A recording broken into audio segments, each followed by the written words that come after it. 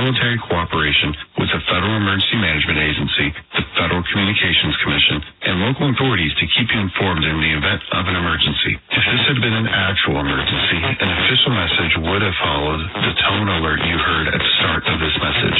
A similar wireless emergency alert test message has been sent out to all cell phones in the nation. Some cell phones will receive the message, others will not. No action is required.